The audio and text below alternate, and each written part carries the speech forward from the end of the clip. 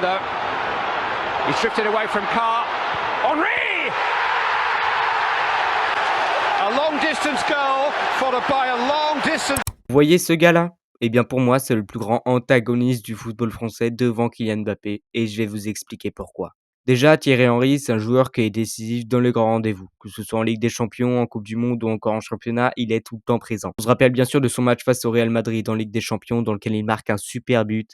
Et en fin de match, pour gagner du temps, décide de faire une course de 50 mètres avec une élégance et une aura de fou. C'est aussi un joueur historique, que ce soit dans le monde, mais aussi en équipe de France, et qu'il remportera une Coupe du Monde à seulement 18 ans, 1 euro, et portera l'équipe de France après le départ des grands cadres. En club, c'est encore plus une légende, puisqu'il réalisera la célèbre saison des Invincibles avec Arsenal en remportant tous les trophées possibles. Mais ne réussira pas à faire gagner la première Ligue des Champions de l'histoire d'Arsenal, puisqu'il échouera malheureusement en finale face au FC Barcelone. Et on le connaît bien sûr pour son franc-parler, sa confiance en soi, que certains verront comme de l'arrogance, parce que oui, Thierry Henry n'est pas que connu pour ses talents footballistiques, il est aussi connu pour ses interviews avec des déclarations de dingue.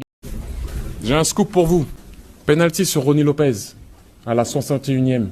J'ai demandé pourquoi on n'est pas revenu sur la VAR, mais la VAR ne fonctionnait pas.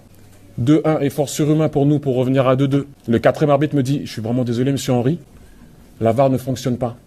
Je vous invite à regarder le penalty. S'il y avait penalty sur Attal, il y a penalty 10 000 fois sur Ronny Lopez. Alors moi, j'aimerais bien savoir pourquoi la VAR ne fonctionnait pas pour Monaco. Et elle s'est remis à fonctionner juste après. Bizarre. All the time you talk about Ronaldinho and everything, but I didn't see him today. Ou encore des explications un peu douteuses. À un moment donné... Il t'a manqué du temps alors? Ah, le temps, ça c'est clair. Mais le temps, c'est un truc qu'on n'a pas. Même le temps n'a pas le temps pour le temps. Le temps ne s'arrête pas. Si tu ouais, là, j'arrête ma montre.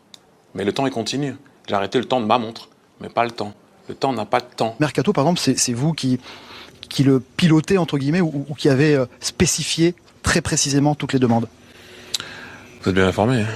Ce gars a quand même une statue à son effigie devant le stade de son club de cœur, Arsenal, avec qui il marquera des buts de fou et fera des célébrations légendaires. C'est d'ailleurs une de ces célébrations qui est représentée par une statue. Il est donc considéré comme une légende partout où il est passé.